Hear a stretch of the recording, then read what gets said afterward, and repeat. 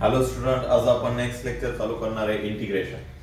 आता इंटिग्रेशन मध्ये आपला जो टाइप चालू आहे तो कुठला 1/a+b sin 2x किंवा cos 2x, जो आपला इंटिग्रल ऑफ द फॉर्म मधला त्या ठिकाणी फोर्थ फॉर्म चालू आहे. त्यावरती आपल्याला एक्झाम्पल सॉल्व्ह करायचे आहेत. तर प्रिव्हियस लेक्चर मध्ये आपण एक एक्झाम्पल सॉल्व्ह केलं, तर आता या लेक्चर मध्ये आपण एक एक्झाम्पल सॉल्व्ह करू. ते म्हणजेच बघा, evaluate integration 1/3 plus 2 sin 2x, 3 plus 2 sin 2x plus 4 cos 2x, 4 cos 2x into dx. आता हे जे एक्झाम्पल आहे, डिनॉमिनेटरला 2x ची टर्म आहे, म्हणजे कुठलं झालं, इंटिग्रल ऑफ द फॉर्म मधला फोर्थ फॉर्म झाला. आता यामध्ये काय करणार बघा, तर ज्यावेळी हा जो फॉर्म असेल 1/a+b sin 2x किंवा cos 2x असेल, तर त्यामध्ये काय करतो आपण, पहिली स्टेप सबस्टिट्यूशन. मग ही सबस्टिट्यूशन काय, त्यामध्ये काय करणार, इंटिग्रल ऑफ द फॉर्म मधला याच्या आधीचा जो फॉर्म आहे यामध्ये काय सबस्टिट्यूशन करतो, तर tan x/2 = t. मग यामध्ये काय करतो आपण, फक्त 2 रिमूव्ह होतो, that is tan x = t substitution केलं. tan x = t सबस्टिट्यूशन केल्यानंतर पुढं त्या टर्मचा आपण डेरिव्हेटिव्ह घेतो. कुठलाही रूल लक्षात ठेवा, जिथं सबस्टिट्यूशन करणार तिथं डेरिव्हेटिव्ह येणार. मग tan x = t याचा डेरिव्हेटिव्ह घेतल्यानं आपल्याला डायरेक्टली व्हॅल्यू भेटते, ती म्हणजे dx ची dt अपॉन 1 plus t². आणि याच्या आधीच्या फॉर्म मध्ये काय भेटत होती, तर tan x/2 पुट करत होतो आणि इथं 2 dt अपॉन 1 plus t² भेटत होता. ओके, देन sin 2x हे cos 2x हे दोघांच्या व्हॅल्यू त्या ठिकाणी सेम येणार. दॅट इज sin 2x म्हणजे काय येणार, काय व्हॅल्यू त्याची 2t upon 1 plus t². And cos 2x ची व्हॅल्यू त्या ठिकाणी येणार, ती म्हणजे 1 - t² अपॉन 1 plus t². आता आलेलं सबस्टिट्यूशन एक्झाम्पल मध्ये पुट करायचं, आलेलं सबस्टिट्यूशन एक्झाम्पल मध्ये पुट करायचं, म्हणजे आपल्याला त्या टर्मचं इंटिग्रेशन घेणार, पुढं इंटिग्रेशन घेता येईल पुढं. मग काय करणार, त्यामध्ये सबस्टिट्यूशन करताना जे जे काय सबस्टिट्यूशन आहे, 3 constant as it is plus 2 as it is. sin 2x चं काय सबस्टिट्यूशन आहे, 2t upon 1 plus t² plus 4 into cos 2x चं काय सबस्टिट्यूशन आहे, 1 - t² अपॉन 1 plus t², हे सबस्टिट्यूशन आहे. इंटू पुढं dx चं काय सबस्टिट्यूशन आहे, तर dt अपॉन 1 plus t², हे सबस्टिट्यूशन आहे. ओके, देन यामध्ये सबस्टिट्यूशन केल्यानंतर काय करणार, त्यामध्ये सिंप्लिफिकेशन. काय सिंप्लिफिकेशन करणार, कॉन्स्टंट असेल बाहेर तर कॉन्स्टंटली मल्टिप्लाय करून घेणार. कुठं होणार, हा 2 आतमध्ये मल्टिप्लाय होणार, 3 ऍज इट इज. 2 ने आतमध्ये मल्टिप्लाय केला, 2 × 2 4t upon 1 plus t² plus 4 ने आतमध्ये मल्टिप्लाय करणार, that is 4 into 1 4 minus 4t² divided by 1 plus t², dt upon 1 plus t², dt upon 1 plus t². आता बघा, यामध्ये सिंप्लिफिकेशन काय होणार, इथं आपण कॉन्स्टंटली मल्टिप्लाय केला, इथं बघा दोन्ही टर्मचा डिनॉमिनेटर 1 plus t² आला, याचं ऍडिशन करतो नंतर. बट ऍडिशन करताना दोघांचा डिनॉमिनेटर सेम आहे, फर्स्ट टर्मचा नाहीये. मग अशा वेळी काय करणार आपण, फर्स्ट टर्म मध्ये 1 plus t² ऍडजस्ट करणार. इकडे क्रॉस मल्टिप्लिकेशन करण्यापेक्षा ती इझी स्टेप आहे. म्हणजे काय करणार, त्या ठिकाणी बघा 1/3 ही जी टर्म आहे, त्या 3 टर्मला 1 plus t² ने मल्टिप्लाय पण करणार आणि डिवाइड पण करणार. का करतो आपण, कारण इकडे साइनचं कन्फ्युजन होऊ नये म्हणून आपण ते त्या ठिकाणी करणार आहोत. म्हणजे पुढे राहिली पुढली term 4t upon 1 plus t² plus 4 minus 4t square upon 1 plus T square पुढं dt upon 1 plus T square झालं. देन आता तिघांचा डिनॉमिनेटर सेम झाला. डिनॉमिनेटर सेम झाल्यानंतर मग पुढं बघा काय करणार, सगळ्यांची ऍडिशन करणार. काय होईल मग पुढं 3 ने आतमध्ये मल्टिप्लाय करणार. 3 into 1 3 प्लस 3t स्क्वेअर पुढं प्लस 4t पुढं प्लस प्लस साइन म्हणजे आतमध्ये साइन चेंज होणार नाही. 4 मायनस 4t स्क्वेअर पूर्ण टर्मचा डिवायडेड बाय येणार या ठिकाणी 1 प्लस टी स्क्वेअर पुढे येणार dt upon 1 plus T square. 1 plus T square 1 plus T square get cancel. Remaining term राहिली यामध्ये काय राहिली 1 अपॉन काय होईल खाली सिम्प्लिफाय करणार. कुठल्या टर्मचं जी पॉवर आहे किंवा सेम व्हेरिएबल आहे त्या टर्मचं सिम्प्लिफाय करणार. काय होईल या ठिकाणी 3t square minus 4t square काय येईल 3 minus 4 that is minus T square. पुढं ओनली टी टर्मचं सिम्प्लिफिकेशन. ओनली टी टर्म एकच आहे दॅट इज 4t. आता रिमेनिंग राहिले 3 प्लस 4 काय आलं त्या ठिकाणी 7.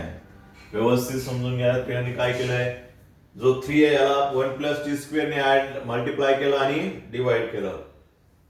3 ने आतमध्ये मल्टिप्लाय केला 3 into 1 3 3 into t square 3t square पुढे 4t and 4 minus 4t square सगळ्यांचा डिनॉमिनेटर सेम म्हणून सेम लिहिला आणि मग 1 प्लस टी स्क्वेअर कॅन्सल झाला. आता बघा सिम्प्लिफाय केल्यानंतर आपल्याला जे इक्वेशन भेटतं ते इक्वेशन कुठलं भेटलं तर इंटिग्रल ऑफ द फॉर्म मधला फर्स्ट फॉर्म. बट यामध्ये काय चेंज आहे तर इथं टी स्क्वेअरला साइन कुठलं पाहिजे ऑलवेज पॉझिटिव्ह पाहिजे. बट इथं आपल्याला मायनस दिले आहे. मग हे मायनस काय करणार तर इंटिग्रेशनच्या बाहेर घेणार बरोबर का नाही.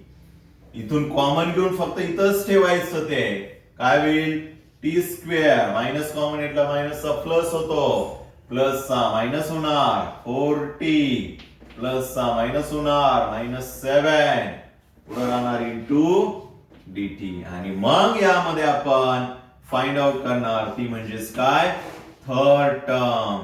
काय फाइंड आउट करणार यामध्ये थर्ड टर्म. बघा दोन्ही टाइप मध्ये जो फर्स्ट टाइप आहे आणि सेकंड टाइप जो आहे पहिला sin x किंवा cos x असेल आणि sin 2x cos 2x फक्त यामध्ये एवढंच चेंज आहे. बाकी काहीच त्यामध्ये डिफरंट नाहीये. त्यामध्ये tan x by 2 is equal to t put करतो. यामध्ये tan x is equal to put करतो. त्यामध्ये dx ची value 2 dt upon 1 plus T square आली. यामध्ये फक्त dt upon 1 plus T square आली. बाकी सगळं सेम. तिथंही सिम्प्लिफाय करताना आपल्याला इथं क्वाड्रेटिक इक्वेशन भेटत होतं. त्याही ठिकाणी आपण थर्ड टर्म यूज करत होतो. इथे पण आपण थर्ड टर्म यूज करणार. मग थर्ड टर्म फाइंड आउट करण्याचा फॉर्म्युला बघा आठवा 1/2 coefficient of x that is t minus 4 whole टर्मचा स्क्वेअर that is काय सिम्प्लिफाय होणार आहे -2 चा स्क्वेअर प्लस 4. थर्ड टर्म आल्यानंतर काय करतो ती ऍड आणि सबट्रॅक्ट. लक्षात ठेवा यामध्ये हे जे मायनस आहे याचं देखील आपण सॉल्व्ह केलेले आहे क्वाड्रेटिक इक्वेशन मध्ये 1 upon integral of the first form मध्ये. मग इथं बघा थर्ड टर्म काय करणार t square -4t -7 plus 4 -4 plus 4 -4.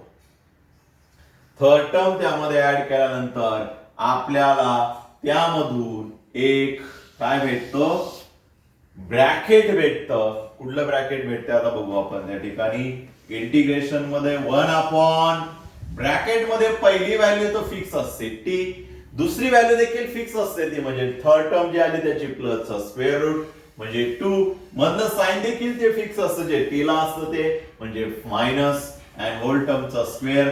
बाकी बाहेरचा मायनस तो तसाच ठेवणार आपण जो इथं आहे तो. पुढे राहिलेली टर्म लिहिणार आपण. काय गेला? टी स्क्वेअर गेला, टी ची टर्म गेली, +4 गेला, -7 -4 दॅट इज -11. मग आता काय करणार? या मायनसने आतमध्ये मल्टिप्लाय करायचं. मायनसने मल्टिप्लाय करताना ब्रॅकेटच्या आतमध्ये करायचं नाही, कारण ब्रॅकेटचा पॉवर आहे. ब्रॅकेटच्या पॉवर असेल तर आतमध्ये कुठले सिम्प्लिफाय होत नाही डायरेक्टली. मग मायनस ब्रॅकेटला तसंच ठेवणार. मायनस मायनस +11 होणार, तो आधी लिहिणार. आणि एवढं लक्षात ठेवा, इथं जर बाहेर मायनस असेल तर इथं मायनसच आन्सर येणार. जर त्या ठिकाणी मायनसच्या ऐवजी प्लस आलं तर आपलं कुठंतरी चुकलंय, हे लक्षात ठेवा.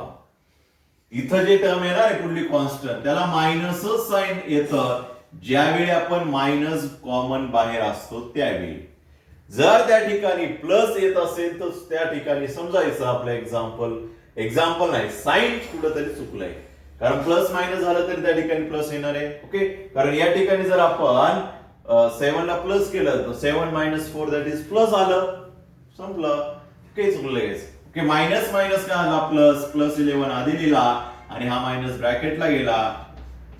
t - 2 होल टर्मचा स्क्वेअर. फक्त टर्म एक्सचेंज झाली आणि मग या ठिकाणी फॉर्म्युला यूज होणार. अपोजिट फॉर्म्युला एकदम यूज होतो त्या ठिकाणी. जर मायनस काढला तर x² - a² आणि मायनस टाकला तर a² - x² चा फॉर्म्युला यूज होणार. मग काय त्या फॉर्म्युला सांगा? त्यासाठी आपल्याला स्क्वेअर आणि स्क्वेअर रूट ठेवून घ्यावा लागेल. a² - x². आठवा formula a² - x². 1/a² - x². 1/2 a ची व्हॅल्यू रूट मध्ये 11. लॉग ऑफ मॉड मध्ये a आधी आहे, x नंतर आहे, दॅट इज a ची value square root of 11 plus त्या ठिकाणी t - 2 झाली. t ची व्हॅल्यू a - t म्हणजे -2. आणि लास्टला काय करणार? त्या ठिकाणी t ची ओरिजिनल व्हॅल्यू पुट करणार, that is tan x. 1/2 root मध्ये 11 लॉग ऑफ मॉड मध्ये रूट 11 प्लस t ची original value that is tan x. पुढे tan x झाला -2 अपॉन रूट मध्ये 11 पुढं मायनस tan x -2. हे झालं त्याचं लास्ट आन्सर. बघा दोन्ही टाइप जे आहे नियर टू सेम आहे. ओके, तर त्यामध्ये एक्सरसाइज 3.2b जो आहे त्या क्वेश्चन 2 मध्ये जे काही एक्झाम्पल आहे ते त्या ठिकाणी सॉल्व्ह करायचे. राहिलेले एक्झाम्पल आहेत ते. ओके,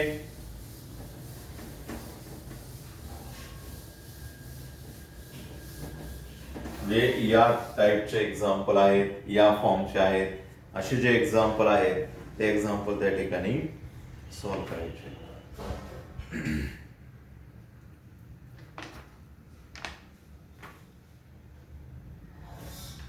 राहिलेले बघा सेम तसंच आहे. sin x cos x lastly तरी चालेल. त्यामध्ये लास्ट 2 एक्झाम्पल आहे, त्यामध्ये डायरेक्टली सबस्टिट्यूशन करायचं आहे.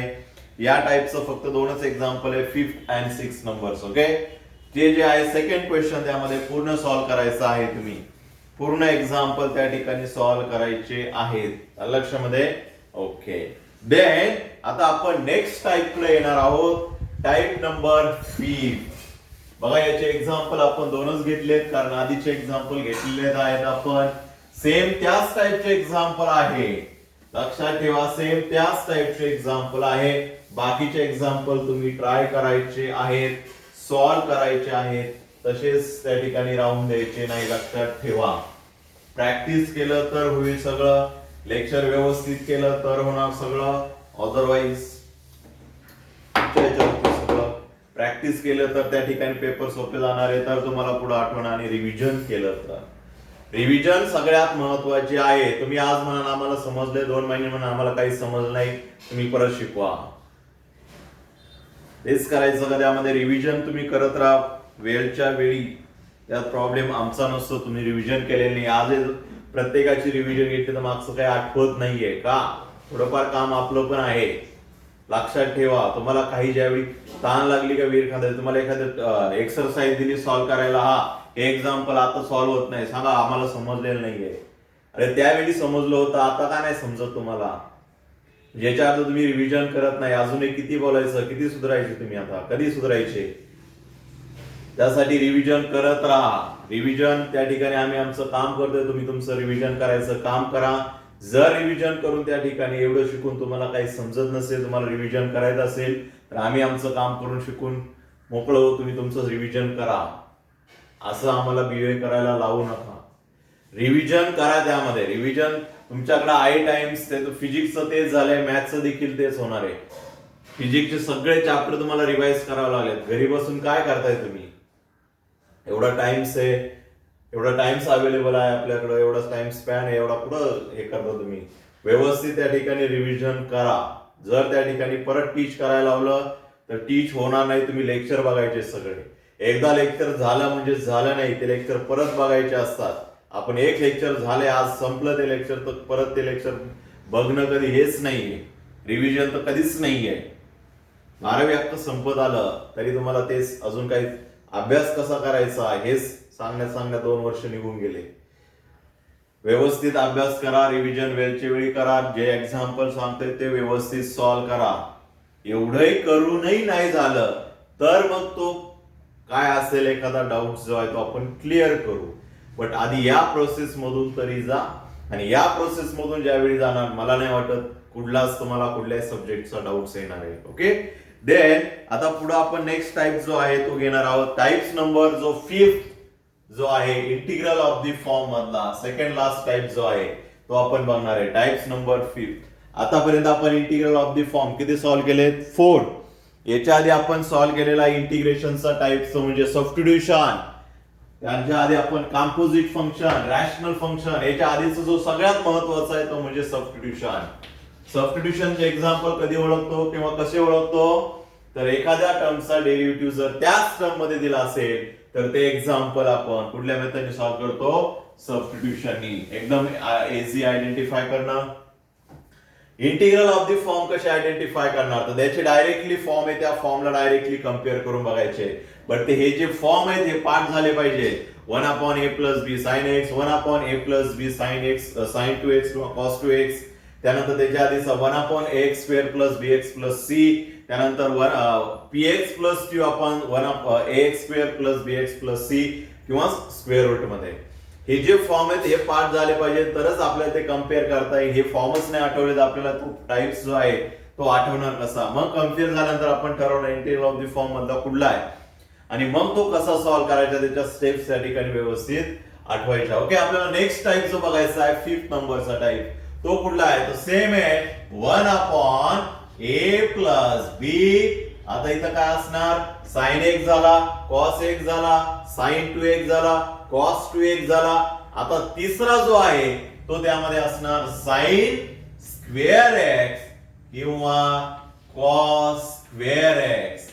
म्हणजे डिनॉमिनेटरला स्क्वेअरच्या टर्म असणार cos square x किंवा sin square x. आधीच्या 2 फॉर्म मध्ये कुठल्या होत्या? sin x होता, cos 2x होता किंवा cos x होता. ओके, या टर्म होत्या. आता यामध्ये कुठल्या टर्म असणार आहेत? स्क्वेअरच्या. डिनॉमिनेटरला जे आहे त्या ठिकाणी स्क्वेअरच्या टर्म असणार आहेत.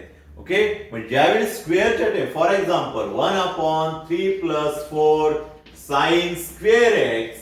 आता हे जे आहे हे कुठल्या टाइपचं इंटिग्रेशन झालं? इंटिग्रल ऑफ द फॉर्म मधला 4th फॉर्म. यामध्ये फक्त इथं लक्षात ठेवा एकच टर्म असणार, sin square x असणार किंवा cos square x असणार किंवा दोन्हीही एकत्र असणार, हे लक्षात ठेवा त्या ठिकाणी. ओके, देन आता बघा या ठिकाणी आपलं ह्या जर टाइप्स आला 1/a plus b sin square x किंवा cos square x जर आला तर लक्षात ठेवा यामध्ये थोडंसं आपल्याला जास्त सिम्प्लिफिकेशन थोडं करावं लागतं.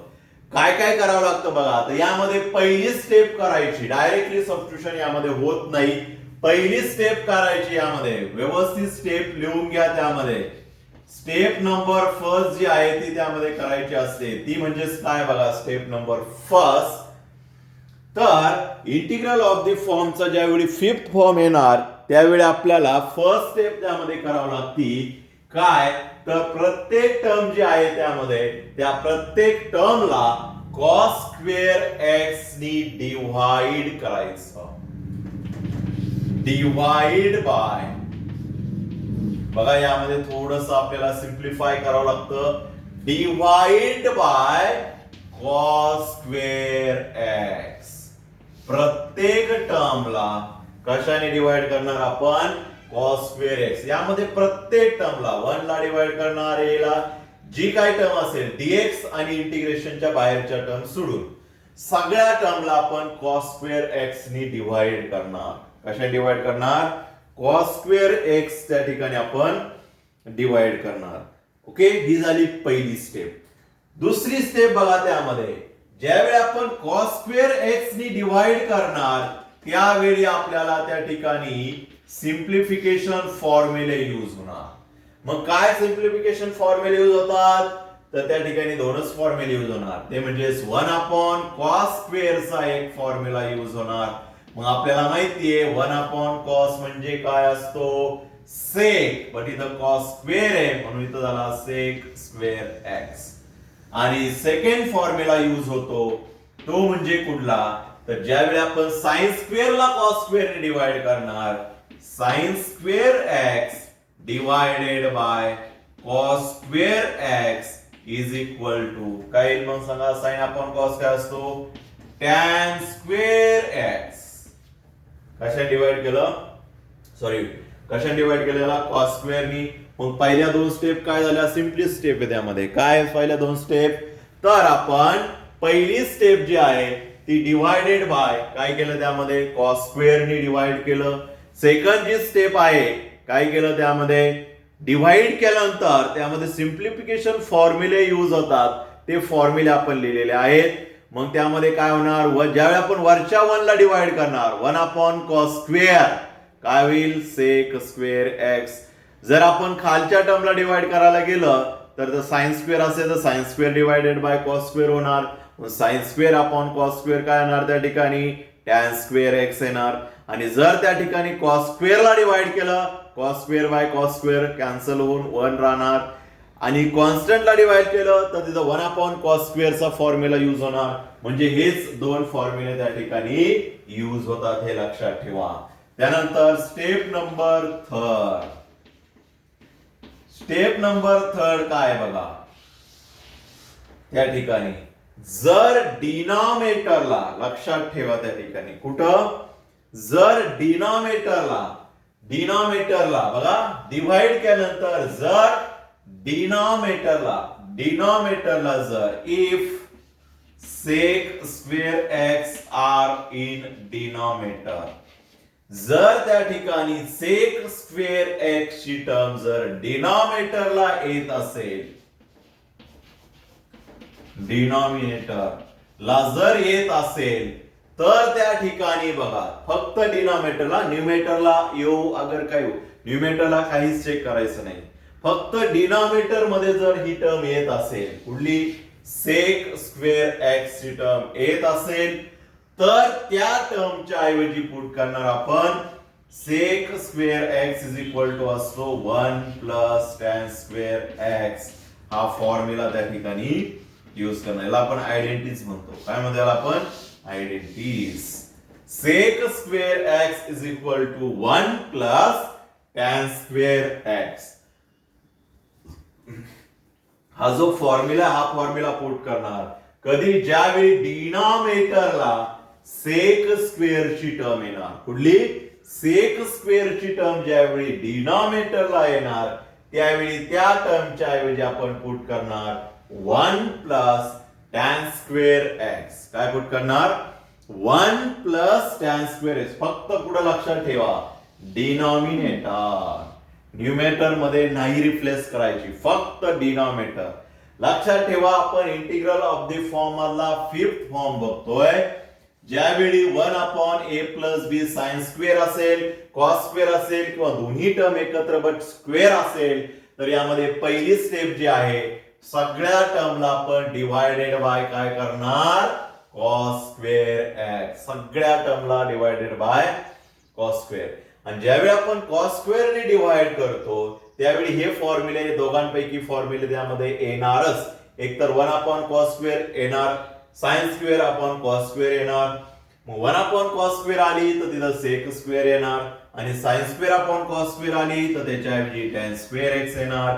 हे फॉर्म्युले त्या ठिकाणी पुट करायचे आणि सबस्टिट्यूशन केल्यानंतर किंवा हे फॉर्म्युले त्यामध्ये पुट केल्यानंतर जर डिनॉमिनेटरला सेक स्क्वेअरची टर्म आली तर त्या टर्मच्या ऐवजी पुट करणार आपण 1 प्लस tan स्क्वेअर x. काय पुट करणार त्या ठिकाणी 1 प्लस tan स्क्वेअर x. कुठल्या टर्मच्या ऐवजी डिनॉमिनेटरच्या. लक्षात ठेवा डिनॉमिनेटरला जर त्या ठिकाणी 1 सेक स्क्वेअरची टर्म आली तर मग त्या ठिकाणी पुट करणार त्याच्या ऐवजी 1 प्लस tan स्क्वेअर x. लक्षामध्ये ओके. आणि मग त्या ठिकाणी पुट केल्यानंतर लास्ट स्टेप असते त्या ठिकाणी ती म्हणजे काय असते बघा, step number 4 solve example using substitution. कारण त्यामध्ये डायरेक्टली सबस्टिट्यूशन यूज होतं म्हणजे त्या टर्म मध्ये कुठल्या ना कुठल्या टर्मचा डेरिव्हेटिव्ह त्यामध्ये आलेला असतो, म्हणजेच tan x चा डेरिव्हेटिव्ह आलेला असतो. म्हणजे tan x is equal to t put करणार. आलं का tan x चं substitution. tan x is equal to put करणार यामध्ये t, बट यामध्ये डायरेक्टली सबस्टिट्यूशन आलेलं असतं हे लक्षात ठेवा. मग tan x चा डेरिव्हेटिव्ह काय असतो sec square x dx is equal to dt. आता dx कुठून आला तर t चा डेरिव्हेटिव्ह dt बाय dx इकडे मल्टिप्लाय आणि जिथं sec स्क्वेअर dx आहे त्याच्या ऐवजी येणार dt आणि जिथं tan x त्याच्या ऐवजी t आणि पुढे सॉल्व करणार. या 4 स्टेप ज्या आहेत त्या ठिकाणी लक्षात ठेवायच्या आहेत ज्यावेळी आपल्याकडे स्क्वेअरचे एक्झाम्पल येईल. म्हणजे डिनॉमिनेटरला स्क्वेअर असेल, साइन स्क्वेअर असेल किंवा कॉस स्क्वेअरच्या टर्म असेल. आलं लक्षामध्ये ओके. आता आपण एक्झाम्पल घेणार आहोत. व्यवस्थित या ठिकाणी या ज्या स्टेप्स आहेत व्यवस्थित त्या ठिकाणी लक्षात घ्या. 4 स्टेप काय काय. पहिली step divided by cos square. Second step त्यामध्ये फॉर्म्युले येतात, हे फॉर्म्युल्यांच्या ऐवजी त्या ठिकाणी टर्म लिहिणार. म्हणजे 1/cos स्क्वेअर आलं तर sec square, sine square upon cos square आलं तर tan स्क्वेअर. मग त्या ठिकाणी डिनॉमिनेटरला जर सेकची टर्म आली तर त्याच्यामध्ये फॉर्म्युला लिहिणार, अदरवाइज नाही. न्यूमरेटर मध्ये असेल तर नाही लिहायचा. आणि मग त्या ठिकाणी सबस्टिट्यूशन यूज होतं tan x is equal to t. Okay. तर आपण एक एक्झाम्पल त्या ठिकाणी स्टेप बाय स्टेप सॉल्व करू. स्क्वेअरचं एक्झाम्पल. आता काय त्या ठिकाणी स्क्वेअरचं एक्झाम्पल बघू.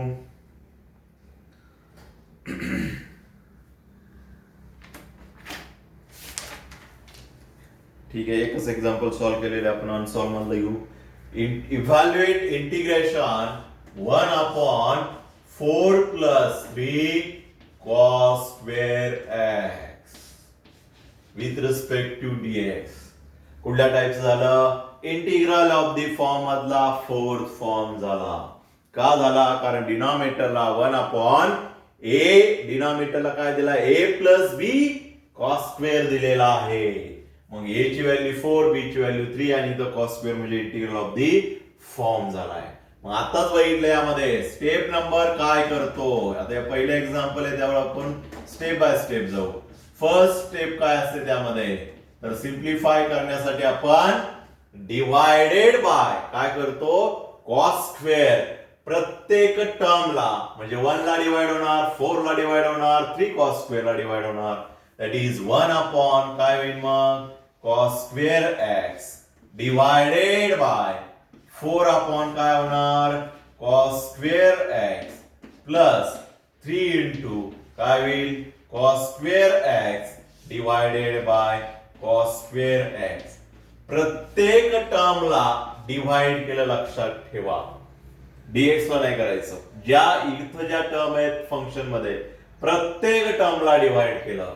डिवाइड केल्यानंतर स्टेप नंबर सेकंड काय स्टेप नंबर सेकंड तर यामध्ये फॉर्म्युले यूज होतात. कुठले फॉर्म्युले यूज होणार 1/cos स्क्वेअर x काय असतो त्या ठिकाणी sec square x divided by काय होईल पुढं इथं पण 4 constant 1 upon cos square x 1 upon cos square x इथं होणार sec square x plus 3 into cos square cancel then पुढे राहणार dx झालं फॉर्म्युले जे आहे ते फॉर्म्युले आपण पुट केले इथं बघा व्यवस्थित 4 बाहेर 1 अपॉन कॉस स्क्वेअर म्हणजे sec square 4 as it is cos square cancel आता बघा स्टेप नंबर 3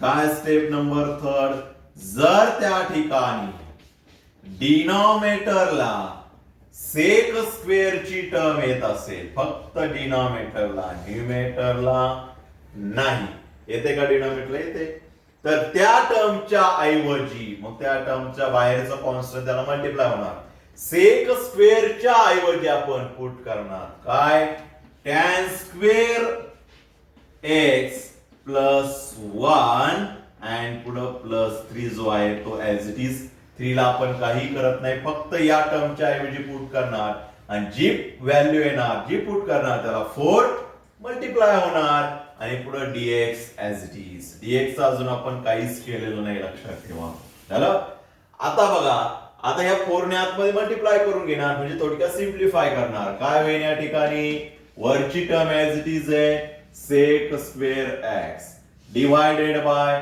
डिनॉमिनेटरला काय होईल 4 ने आतमध्ये मल्टिप्लाय केलं 4 tan square x plus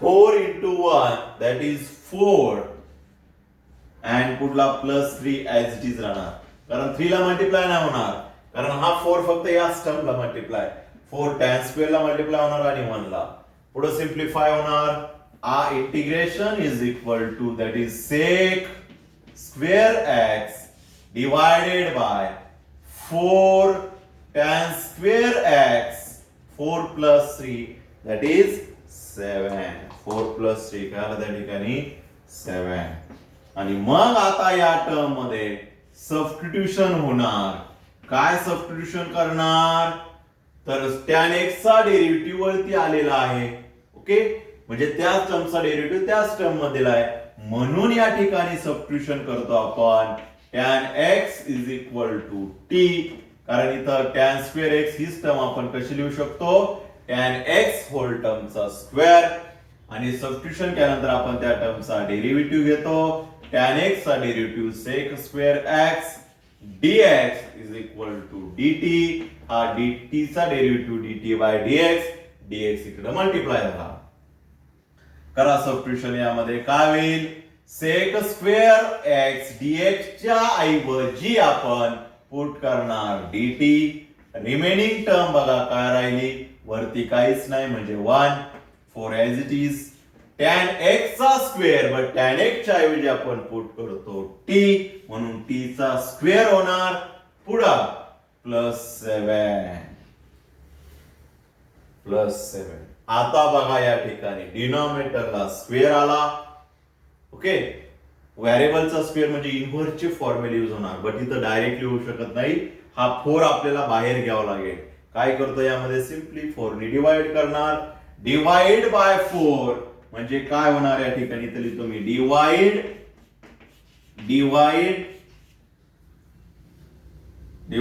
by 4 म्हणजेच काय होईल प्रत्येक टर्मला 4 ने डिवाइड करणार 1/4 4t square by 4 plus 7/4 dt मग 1/4 न्यूमरेटरचा आहे तो बाहेर येणार रिमेनिंग राहणार आतमध्ये वरती 1 खाली 4 4 get cancel t square plus 7/4 जो राहतोय तो कुठल्या टर्मचा स्क्वेअर आहे का नाही मग आपण स्क्वेअर रूट मध्ये घेणार आणि त्या टर्मचा स्क्वेअर करणार आणि मग फॉर्म्युला अप्लाय होतो 1/4 सांगा एज इट इज राहिला formula 1/x square plus x square चा 1/a म्हणजे रूट मध्ये 7/4 इंटू tan इनव्हर्स x ची व्हॅल्यू नाही तर t upon a that is root मध्ये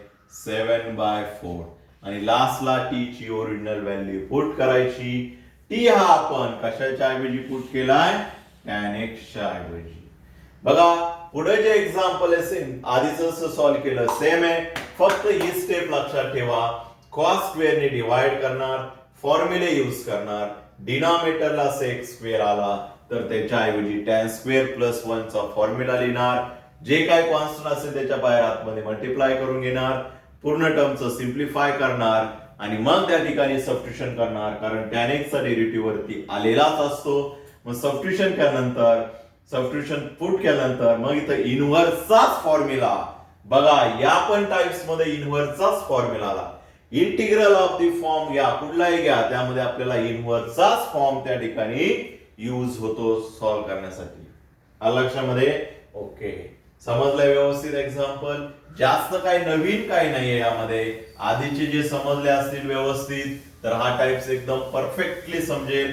एक्झाम्पल व्यवस्थित लिहून घ्या, तुमच्या मनाने सॉल्व्ह करायचा ट्राय करा. जोपर्यंत तुम्ही करणार नाही तोपर्यंत डोक्यात काही घुसणार नाही, डोक्यावरून जाणार सगळं.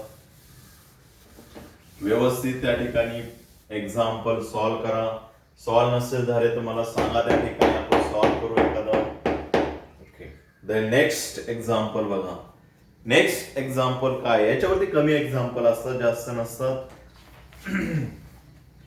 Evaluate integration 1/3 plus 2 sin square x plus 5 cos square x into dx.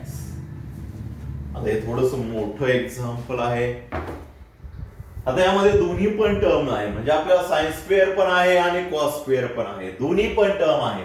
मग हे कुठल्या टाइपचं एक्झाम्पल आहे तर इंटिग्रल ऑफ द फॉर्म मधला form number 5. Integral of the form मधला फॉर्म नंबर 5. काय करतो यामध्ये आपण पटपट सॉल्व्ह करू. यामध्ये सबस्टिट्यूशन करणार का पहिली, नाही. काय करतो यामध्ये डिवाइड बाय कॉस स्क्वेअर. काय होईल 1/cos square x divided bye प्रत्येक टर्मला cos स्क्वेअर x नी काय करणार त्या ठिकाणी डिवाइड करणार 2 into sin square x upon cos square x plus 5 into cos square x upon cos square x into dx. मग पुढे काय करणार integration is equal to 1/cos square that is sec square x formula use करणार.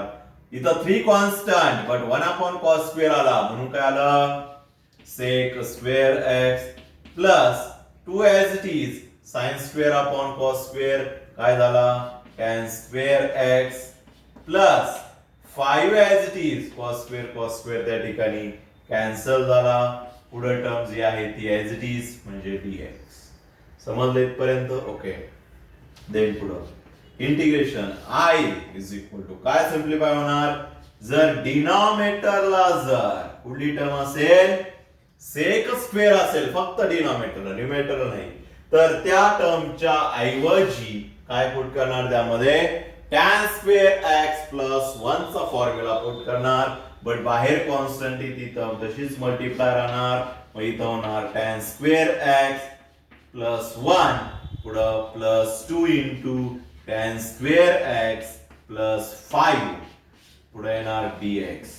काय होईल मग 3 ने आतमध्ये मल्टिप्लाय करणार आपण sec square x divided bye 3 into tan square 3 tan square x 3 into 1 plus 3 plus 2 tan square x plus 5. आता simplify अजून काय होणार tan स्क्वेअरच्या टर्म्स सिम्प्लिफाय होणार. वरची टर्म ऍज इट इज येणार that is sec square x divided by खाली काय येणार 3 tan square x plus 2 tan square x म्हणजे किती आली 5 tan स्क्वेअर x. पुढे कॉन्स्टंट टर्मचं सिम्प्लिफाय 3 plus 5 दॅट इज 8 म्हणजे इथं आला 8 पुढे dx.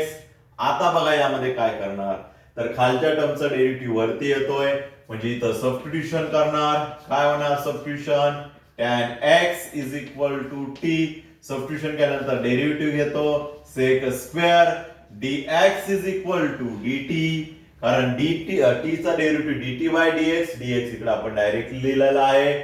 मग आलेलं सबस्टिट्यूशन पुट करणार सेक स्क्वेअर dx, या टर्मच्या ऐवजी ती टर्म जाणार, dt येणार, रिमेनिंग टर्म काय राहणार तर 1/5, बट टॅन स्क्वेअरच्या ऐवजी आपण पुट केलाय टॅन x च्या ऐवजी t आहे, स्क्वेअर तसाच राहणार म्हणजे t स्क्वेअर होणार प्लस 8.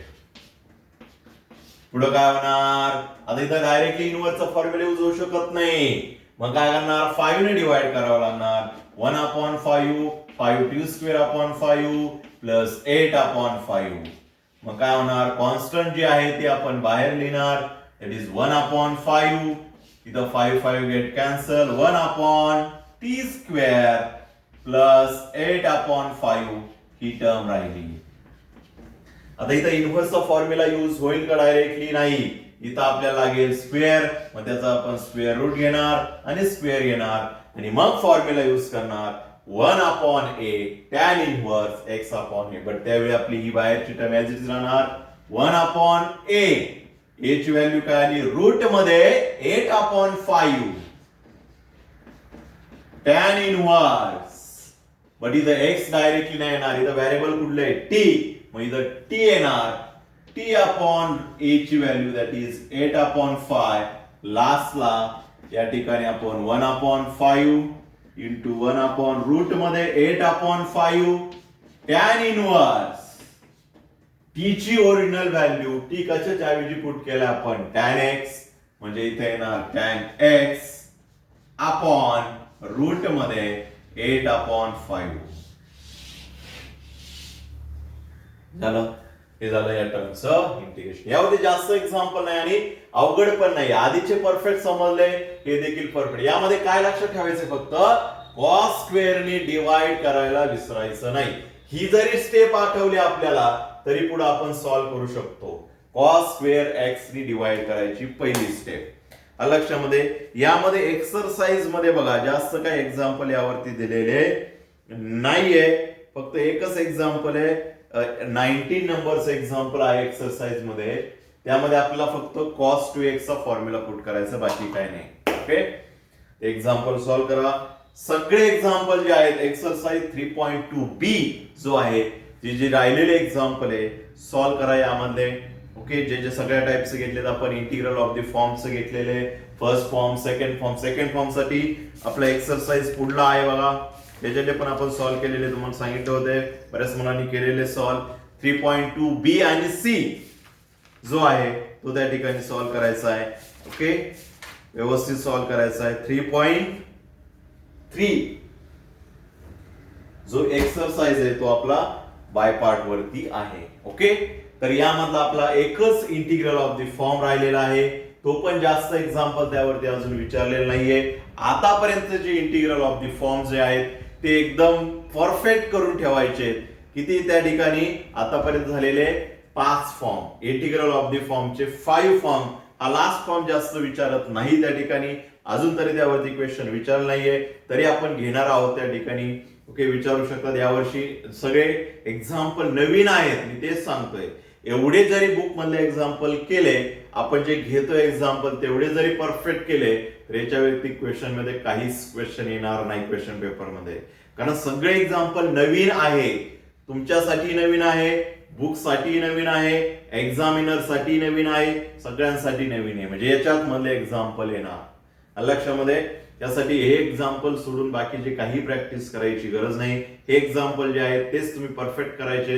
त्यासाठीच तुम्हाला एक्सरसाइज सॉल्व्ह करायला सांगितलेत, मिसलेनियस सॉल्व्ह करायला सांगितलेत, डेरिव्हेटिव्ह तुम्हाला सॉल्व्ह करायला सांगितलेले आहेत. उद्या तुमची लास्ट डेट आहे, त्यामुळे व्यवस्थित सॉल्व्ह करायचे त्या ठिकाणी. डेरिव्हेटिव्ह असू, त्यानंतर इंटिग्रेशन असू, हेच एक्झाम्पल परफेक्टली सॉल्व्ह करायचे. याच्या व्यतिरिक्त काही प्रॅक्टिस करायची गरज नाहीये. ओके, देन आता नेक्स्ट लेक्चरला आपण राहिलेला लास्ट टाइप बघणार आहोत इंटिग्रल ऑफ द फॉर्मचा.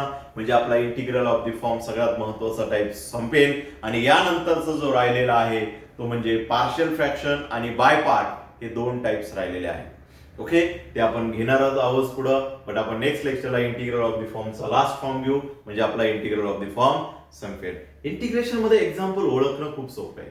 ते जे फॉर्म आहेत स्पेसिफिक तेच फॉर्मचे एक्झाम्पल आहे, काय वेगळे दिलेले नसतात, आपल्याला काही डोकं लावायचं नसतं त्यामध्ये. ओके, फक्त कसे सॉल्व्ह करायचे हे त्या ठिकाणी व्यवस्थित लक्षात ठेवा. ओके, भेटूया नेक्स्ट लेक्चरला नवीन टॉपिक.